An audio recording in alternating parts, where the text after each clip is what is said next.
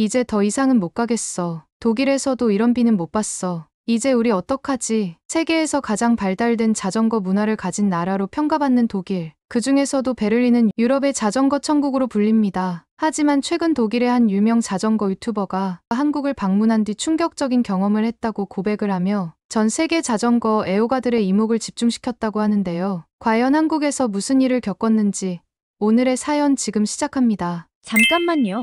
1초면 가능한 좋아요 버튼을 눌러주시면 영상 제작에 큰 힘이 됩니다. 저는 독일 베를린에서 자전거 여행 유튜브 채널을 운영하고 있는 마커스 슈미트입니다. 제 채널은 유럽의 자전거 문화를 전하는 것으로 유명합니다. 베를린은 제가 자부심을 가진 진정한 자전거의 천국이었어요. 총 620km에 달하는 자전거 도로망은 도시 곳곳을 촘촘히 연결했고 자전거 전용도로부터 보행자와 함께 이용하는 공용도로까지 완벽한 시스템을 자랑했죠. 특히 도시의 72%가 자전거 친화구역으로 지정되어 있다는 사실은 제가 늘 자랑스럽게 이야기하던 것이었습니다. 그러던 2023년 늦가을 제 채널에 한 댓글이 달렸어요. 독일의 자전거 도로도 훌륭하지만 한국의 4대강 자전거길을 경험해보면 생각이 바뀔 거예요. 총 1757km의 완벽한 자전거 길이 당신을 기다리고 있답니다. 처음에는 그저 과장된 홍보라고 생각했죠. 우리 베를린의 620km도 대단한데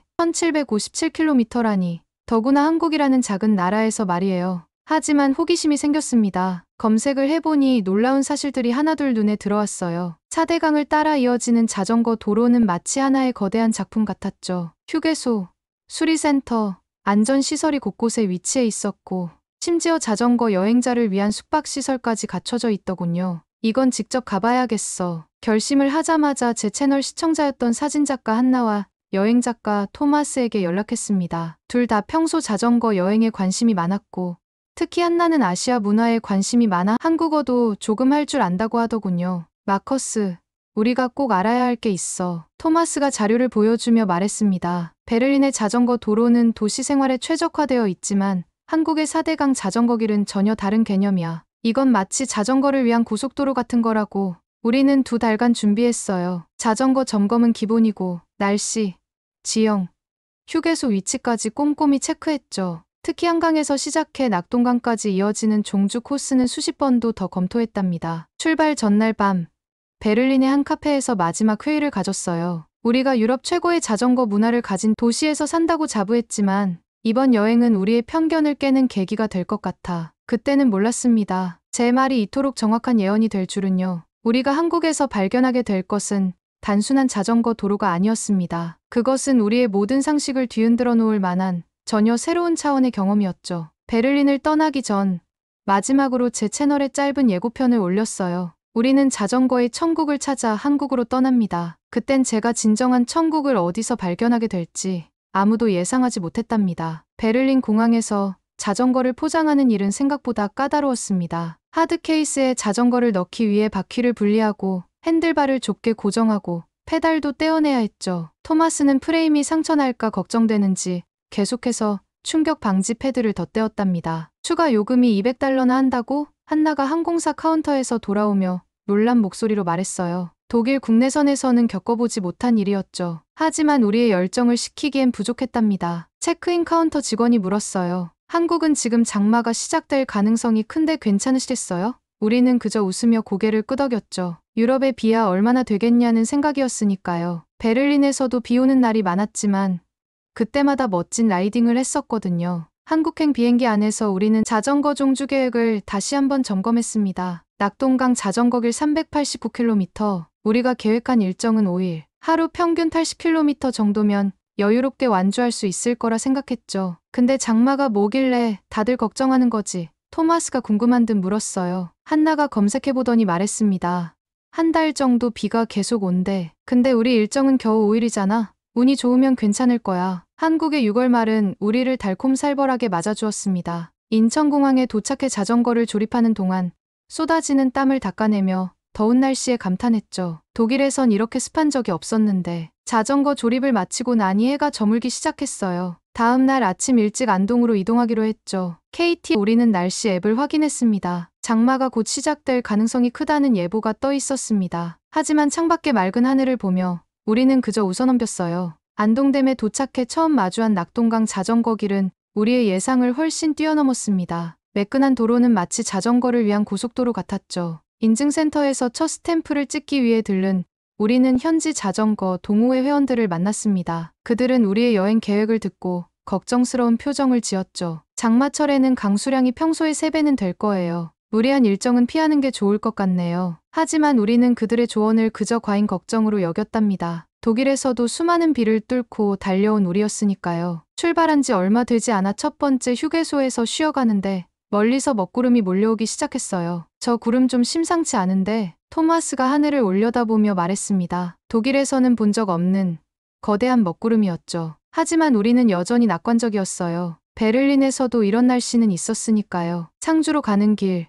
갑자기 하늘이 어두워졌습니다. 순식간에 쏟아지기 시작한 비는 우리가 알던 그 어떤 비와도 달랐어요. 마치 하늘에서 물을 통째로 쏟아붓는 것 같았죠. 독일에서 경험한 그 어떤 비보다도 강했습니다. 이게 바로 장마구나. 비를 피해 들른 작은 슈퍼마켓에서 우리는 처음으로 한국의 장마를 제대로 이해하게 되었어요. 주인 할머니께서 내어주신 따뜻한 보리차를 마시며 TV에서 나오는 기상 예보를 멍하니 바라보았죠. 앞으로 한 달간 이런 비가 계속된다니 우리의 여행 계획은 완전히 다시 짜야 할 것 같았습니다. 이러다가 자전거 길이 잠길 수도 있대요. 한나가 핸드폰 번역기로 할머니와 대화를 나누며 말했어요. 할머니는 걱정스러운 표정으로 우리에게 오늘은 여기서 묵어가라고 하셨습니다. 그때까지만 해도 우리는 몰랐어요. 이 비가 우리의 여행을 완전히 다른 방향으로 이끌게 될 거라는 거요. 때론 예상치 못한 어려움이 가장 특별한 추억을 만들어주는 법이니까요. 슈퍼마켓 처마 밑에서 비를 바라보며 우리는 조용히 생각에 잠겼습니다. 이제 겨우 여행의 시작인데 앞으로 한 달간 이어질 장마를 어떻게 헤쳐나가야 할지. 하지만 그때는 몰랐죠.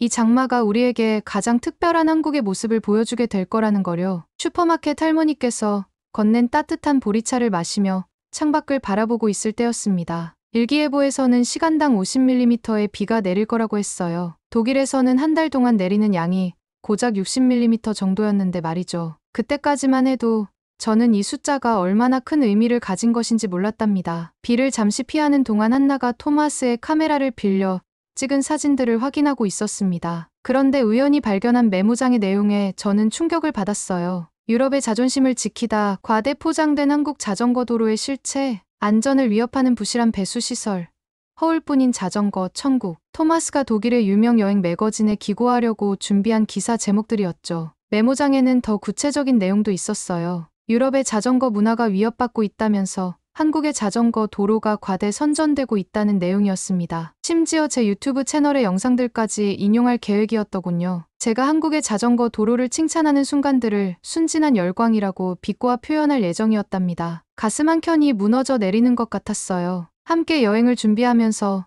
토마스가 보여준 열정과 관심은 모두 거짓이었던 걸까요? 단순히 기사거리를 위해 우리를 이용한 것이었을까요? 제가 토마스에게 이유를 묻자 그는 잠시 당황하는 기색을 보이더니 이내 담담히 실토했습니다. 독자들은 비판적인 기사를 더 좋아해. 게다가 요즘 유럽 전역에서 한국의 자전거 도로가 화제잖아. 이런 기사라면 확실히 주목받을 수 있을 거라 생각했어. 그때였어요. 천둥 소리와 함께 비가 더욱 거세게 쏟아지기 시작했습니다. 슈퍼마켓 유리창 밖으로 보이는 자전거 도로가 순식간에 물에 잠기기 시작했죠. 우리의 자전거는 가게 처마 밑에 세워뒀는데 거센 바람에 토마스의 자전거가 넘어지면서 도로 쪽으로 굴러갔어요. 토마스가 자전거를 잡으려 밖으로 뛰쳐나갔지만 순간 그만 미끄러지고 말았습니다. 불어난 물살이 그의 발목을 덮쳤고 순식간에 그의 몸이 휘청였어요. 제가 뛰어나가려는 순간 누군가가 저를 밀치고 밧줄을 들고 달려나갔습니다. 비에 흠뻑 젖은 채 들어오셨던 할아버지였어요. 할아버지는 노련한 손놀림으로 밧줄을 던져 토마스를 구해내셨습니다. 번역기를 통해 할아버지께서 하신 말씀이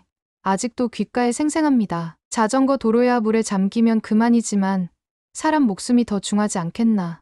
여기 시골에선 이런 날이 오면 서로 돕고 살아야 한다네. 토마스의 얼굴이 붉어졌어요. 할아버지께서는 우리를 마을 회관으로 안내해 주셨는데 그곳에는 이미 몇몇 마을 주민들이 모여 있었답니다. 모두들 발이 묶인 외지인들을 걱정하며 이야기를 나누고 계셨어요. 한나는 번역기로 주민들과 대화를 나누었고 저는 그들이 나누는 이야기를 조용히 지켜보았습니다. 비록 말은 통하지 않았지만 그들의 따뜻한 마음만은 충분히 전해졌죠. 밤이 깊어갈수록 비는 더욱 거세졌지만 마을 회관 안은 따뜻했어요. 주민들이 가져다 주신 김치찌개는 제 인생에서 먹어본 가장 따뜻한 음식이었답니다. 토마스는 오랫동안 아무 말도 하지 않았어요. 그러다 갑자기 자신의 노트북을 꺼내더니 그동안 써두었던 기사 초안을 하나하나 지우기 시작했죠. 진짜 기사를 쓰고 싶어졌어. 토마스가 작은 목소리로 말했습니다. 자전거 도로의 장단점을 떠나서 이런 마음들을 써야겠어. 창밖으로는 여전히 비가 쏟아졌지만 우리의 마음속은 조금씩 맑아지고 있었어요. 한국의 자전거 도로에는 분명 단점도 있을 겁니다. 하지만 그날 우리가 발견한 건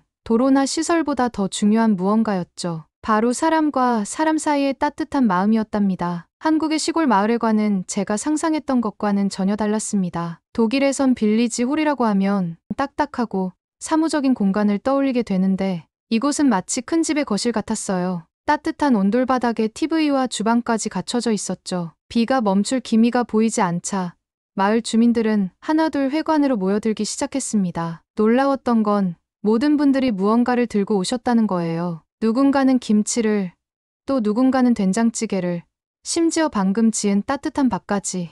마치 미리 약속이라도 한 것처럼 자연스러웠죠. 장마철이면 늘 이렇게 준비한다네. 한나의 번역기를 통해 이장님께서 설명해 주셨어요. 마을회관 한쪽에는 이미 쌀과 라면, 생수가 깔끔하게 정리되어 있었고 응급약품과 담요까지 준비되어 있었답니다. 저녁이 되자 주민들은 저희에게 이곳의 장마 이야기를 들려주셨어요. 매년 이맘때면 마을 전체가 하나가 되어 장마를 준비한다고 했죠. 비가 오기 전에는 배수로를 정비하고 위험한 곳은 미리 보강한다고 합니다. 특히 인상 깊었던 건 노인분들을 미리 마을회관으로 모시고 온다는 거였어요. 요즘 젊은이들이 다 도시로 나가서 마을에 노인들만 남았지만 이렇게 서로 도우면서 살아가는 거야. 이장님의 말씀에 코끝이 찡해졌습니다. 토마스는 계속 조용히 있다가 갑자기 자신의 카메라를 꺼냈어요. 처음에는 또 무슨 비판적인 기사를 쓰려나 걱정했는데 그의 손놀림이 달라져 있었죠. 마을 주민들의 따뜻한 마음을 담아내려는 듯한 진정성 있는 모습이었답니다. 자정이 가까워질 무렵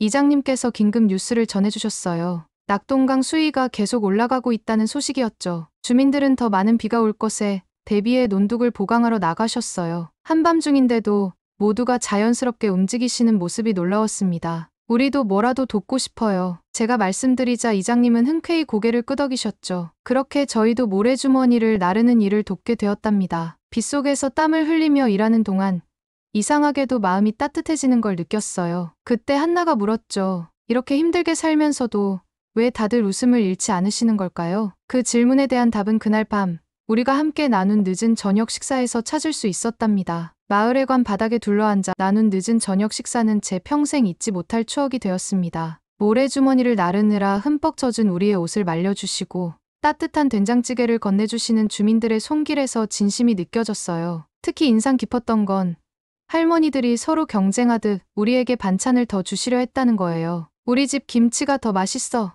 하시면서 자신의 김치통을 들고 오시는 모습에 절로 웃음이 났죠. 비록 말은 통하지 않았지만 그분들의 마음만은 충분히 전해졌답니다. 한참을 이야기를 나누던 중에 마을 청년회장님이 찾아오셨어요. 지역 자전거 동호회 회원이신데 낙동강 자전거길 상황을 알려주시러 오셨다고 했죠. 침수된 구간이 꽤 길어서 복구에 최소 2주는 걸릴 거라는 소식이었습니다. 우회 도로를 알려드릴 테니 내일은 우리 동호회와 함께 가시죠. 청년회장님의 제안에 저희는 감사의 마음을 전했어요. 덕분에 새로운 길도 경험하고 현지 라이더들과 교류할 기회도 생긴 셈이었죠. 밤이 깊어갈수록 비는 더욱 거세졌지만 마을회관 안은 따뜻했어요. 주민들은 저희에게 잠자리를 내어주시면서 담요까지 한 장씩 더 덮어주셨죠. 감기 들면 안 되니까 하시면서요. 잠들기 전 토마스가 조용히 저에게 말을 걸었습니다. 마커스, 내가 미안해. 기사에서 쓰려던 허점이나 단점들, 그게 중요한 게 아니었어. 그의 목소리에는 진심이 묻어 있었어요. 한나도 고개를 끄덕이며 우리가 발견한 건 도로의 완벽함이 아니라 사람들의 마음이라고 덧붙였죠. 다음 날 아침, 비는 여전히 내리고 있었지만 우리의 마음은 한결 가벼워져 있었답니다. 이장님의 안내로 우회도로를 따라 자전거 동호회와 함께 출발하게 되었어요. 떠나기 전 할머니들은 우리에게 김밥을 싸주셨고 할아버지들은 일일이 안전을 당부하셨죠. 그렇게 우리는 예상치 못했던 하룻밤을 보냈고 특별한 인연을 만났습니다. 장마는 우리의 여정을 방해한 게 아니었어요. 오히려 한국의 진정한 모습을 보여준 축복 같은 비였다고 할까요? 지금도 가끔 그날 밤의 기억이 떠오르면 마음 한켠이 따뜻해집니다. 완벽한 자전거 도로보다 더 값진 것을 발견한 그날의 기억이 우리의 여행을 완전히 바꿔놓았으니까요. 아침이 밝았지만 하늘은 여전히 잿빛이었습니다. 하지만 마을에 관 안은 어제와 같이 따뜻했어요. 할머니들은 이른 아침부터 부엌에서 무언가를 준비하고 계셨죠. 구수한 된장찌개 냄새가 코끝을 간지럽혔답니다. 아침 식사 자리에서 우리는 뜻밖의 소식을 들었어요. 할아버지 한 분이 오래전 자전거 가게를 운영하셨다는 거였죠.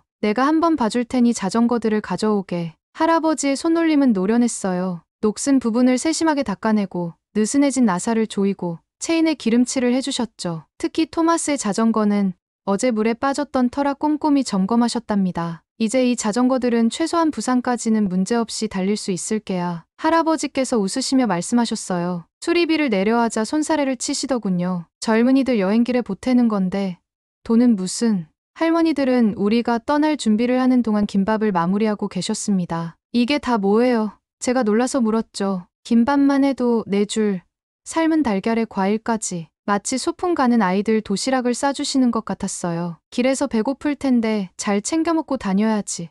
할머니들의 말씀에 한나의 눈시울이 붉어졌습니다. 저도 마음이 뭉클했어요. 불과 하루 만에 이렇게 정이 들 수 있다는 게 신기했죠. 출발 시간이 다가오자 마을 사람들이 하나둘 회관 앞으로 모여들었습니다. 자전거 동호회 회원들도 도착했고요. 이장님께서 우리에게 다가오셔서 종이 한 장을 건네셨어요. 이장님의 전화번호가 적힌 종이었답니다. 혹시 또 어려움이 생기면 언제든 연락하게. 이 근처면 어디든 달려갈 테니. 이장님의 말씀에 우리 모두의 마음이 따뜻해졌어요. 떠나기 직전 할머니 한 분이 제 손을 꼭 잡으셨습니다. 말씀하시는 한국어는 알아들을 수 없었지만 그 눈빛에서 조심히 잘 가라는 마음이 전해졌어요. 마치 오랫동안 알고 지낸 할머니를 떠나보내는 기분이었답니다. 토마스는 조용히 카메라를 들어 이 모습을 담았죠. 더 이상 비판적인 기사를 위해서가 아닌 우리가 경험한 진정한 한국의 모습을 기록하기 위해서였죠. 비는 여전히 부슬부슬 내리고 있었지만 우리의 마음은 더없이 맑았어요. 자전거에 오르며 돌아보니 마을 주민들이 손을 흔들고 계셨습니다. 그 모습을 평생 잊지 못할 것 같아요. 우리는 그날 아침 자전거 여행의 진정한 의미를 깨달았습니다. 완벽한 도로나 시설이 아닌 그 길에서 만나는 사람들의 마음이 진정한 여행의 즐거움이라는 것을요. 마을을 떠나기 전 청년회장님이 우리를 자전거 동호회 회원들과 연결시켜 주셨습니다. 이분들은 20년 넘게 이 지역 자전거 길을 다녀오신 분들이에요. 장마 때는 어떤 길로 가야 하는지 잘 아시죠? 청년회장님의 소개로 우리는 10명 정도의 동호회 회원들과 만나게 되었어요. 낙동강 자전거 길은 아직 위험하다는 판단에 우리는 우회 코스를 택했습니다. 동호회 회원들이 추천한 이 코스는 험한 길을 피해갈 수 있었어요. 총 279km, 고도차 1068m의 새로운 도전이 우리를 기다리고 있었죠. 처음에는 조금 긴장됐어요. 낯선 사람들과 함께 타는 것도, 처음 가보는 길을 달리는 것도 말이죠. 하지만 그건 기회였답니다. 동호회 회원들은 마치 오랜 친구처럼 우리를 대해주었어요. 특히 인상 깊었던 건 그들의 배려심이었습니다. 앞에서 달리는 라이더가 뒤쪽 사람들을 위해 위험 요소를 손신호로 알려주고 중간중간 전체 인원을 확인하며 속도를 조절하더군요. 독일의 자전거 문화도 체계적이지만 이런 세심한 배려는 처음이었어요. 점심시간이 되자 동호회 회원들이 우리를 작은 식당으로 안내했습니다. 이 근처에서 제일 맛있는 청국장이에요. 한나의 번역에 토마스가 살짝 긴장한 듯했지만 한 숟가락 먹더니 이내 감탄사를 연발하더군요. 식사 시간에 우리는 많은 이야기를 나눴어요. 동호회 회원들은 각자 다른 직업을 가진 평범한 사람들이었지만 자전거에 대한 열정만큼은 대단했답니다. 한 회원은 자전거로 출퇴근한 지 10년이 되었다고 했고 또 다른 회원은 전국 일주를 3번이나 했다고 하더군요. 장마 후의 날씨는 후덥지근했지만 달리는 내내 마음만은 상쾌했어요. 높아진 강물 위로 안개가 피어오르는 풍경은 마치 동양화 같았고 비로 씻긴 초록빛 산들은 더없이 선명했죠. 토마스는 연신 카메라 셔터를 눌러댔어요. 이제는 비난할 거리를 찾는 게 아닌 진정으로 이 순간을 담고 싶어서였겠죠. 해가 저물 무렵 우리는 작은 민박집에 도착했습니다. 동호회 회원들이 미리 예약해둔 곳이었어요. 오늘 고생 많으셨어요. 내일은 더 좋은 곳들을 보여드릴게요. 그들의 따뜻한 말에 피로가 싹 가시는 것 같았답니다. 저녁 식사 자리에서 토마스가 조용히 말했어요. 처음에 내가 쓰려던 기사 제목은 과대포장된 자전거 천국이었어. 하지만 이제는 다르게 쓰고 싶어. 자전거로 만난 진짜 천국이라고. 밤이 깊어갈수록 이야기는 더욱 깊어졌습니다. 우리는 서로 다른 나라의 자전거 문화를 공유하고 각자의 경험을 나누었어요. 언어는 달랐지만 자전거를 사랑하는 마음만은 하나였답니다. 그날 밤, 저는 문득 깨달았어요. 우리가 찾던 완벽한 자전거 도로는 단순히 포장된 길이 아니었다는 거요. 그것은 사람과 사람을 이어주는 보이지 않는 길이었답니다. 드디어 낙동강 하구둑이 모습을 드러냈습니다. 길이 2400m의 거대한 하구둑이 눈앞에 펼쳐졌을 때 우리 모두의 눈시울이 붉어졌어요. 비록 계획했던 경로는 아니었지만 우리만의 특별한 방법으로 종주를 완주한 것이죠. 동호회 회원들과 함께 인증센터에 도착했을 때는 이미 해가 저물기 시작하고 있었답니다. 24시간 운영되는 무인 인증센터에서 마지막 스탬프를 찍는 순간 왠지 모를 뭉클함이 가슴을 채웠어요. 토마스는 조용히 사진을 정리하고 있었고 한나는 번역기로 동호회 회원들과 이야기를 나누고 있었습니다. 저는 해가 지는 낙동강 하구의 풍경을 바라보았어요. 을숙도에서는 철새들이 날아들고 있었고 붉은 노을은 강물 위에 황금빛 길을 만들어내고 있었죠. 우리는 동호회 회원들과 함께 낙동강 하구의 코센터를 찾았어요. 이곳에서 우리의 종주 인증서를 받게 되었는데 멤버들이 준비해온 깜짝 선물이 있었답니다. 우리를 도와주었던 마을 주민들이 보내주신 손편지였어요. 다음에는 장마철 말고 봄에 오세요. 우리 마을의 벚꽃길도 자전거로 달려보고 한나가 편지를 읽는 동안 저도 모르게 눈물이 흘렀습니다. 완주 기념 메달을 받으며 문득 생각했어요. 우리가 찾던 완벽한 자전거 도로는 결국 발견했을까? 하지만 그건 중요하지 않았습니다. 우리가 발견한 건 그보다 더 특별한 것이었으니까요. 베를린으로 돌아와 제 유튜브 채널에 한국 여행 영상을 올렸을 때 시청자들의 반응은 폭발적이었습니다. 하지만 그들이 놀란 건 자전거 도로의 시설이나 풍경이 아니었어요. 위기의 순간에 서로를 돕는 사람들의 이야기였죠. 나중에 알게 되었습니다. 한국 사람들은 이런 마음을 정이라고 부른다는 것을요. 타인을 향한 따뜻한 배려와 이해, 그리고 서로를 보듬어주는 마음. 그것이 바로 정이었던 거죠. 토마스의 글은 베를린의 지역 자전거 동호회 소식지에 실렸답니다. 처음엔 작은 기사였지만 읽은 사람들의 입소문을 타고 여러 자전거 커뮤니티에 퍼져나갔어요. 그는 한국의 자전거 도로를 이야기하면서 꼭 써야 할 것이 있다며 정이라는 단어를 그대로 독일어 글에 넣었어요. 어떤 독일어 단어로도 이 의미를 완벽하게 표현할 수 없다고 했거든요. 지금도 가끔 그때의 사진들을 보면 가슴이 따뜻해집니다. 그리고 이제 저는 압니다. 진정한 자전거 천국은 완벽한 도로가 아닌 그 길 위에서 만나는 사람들 간의 따뜻한 정이었다는 것을요. 한국에서 만난 동호회분들이 말씀해 주셨죠. 가을이 라이딩하기 가장 좋은 계절이라고요. 붉게 물든 단풍과 선선한 바람을 맞으며 달리는 길이 정말 아름답다고 하시더군요. 다음에는 그 계절에 다시 한국을 찾아 그때 그 마을 주민들께 진심으로 감사했다는 말씀을 전하고 싶습니다. 오늘은 한국의 자전거 종주를 하러 왔다가 한국인의 정을 듬뿍 느끼고 간 독일인의 사연을 들려드렸습니다. 한국의 자전거 인프라도 훌륭하지만 그들이 발견한 최고의 선물은 한국인들의 따뜻한 정이었던 것 같습니다. 오늘의 사연에 대한 여러분의 생각을 댓글로 남겨주세요. 감동뭉클에서는 여러분의 소중한 마음을 모아 사연 주인공들에게 전해드리고 있습니다. 여러분 주변에 감동적이거나 재미있는 실제 사연들을 제보받고 있으니 언제든 저희 공식 메일로 제보해주세요. 오늘 들려드린 사연에 공감하셨다면 구독과 좋아요 눌러주시고 주변 분들과도 공유해주세요. 여러분의 작은 관심과 응원이 더욱 좋은 콘텐츠를 만드는데 큰 힘이 됩니다. 오늘도 여러분의 하루의 작은 즐거움이라도 되었기를 바라며 지금까지 감동뭉클이었습니다. 끝까지 시청해주셔서 감사합니다. 다음에 더 감동적인 사연으로 찾아뵙겠습니다.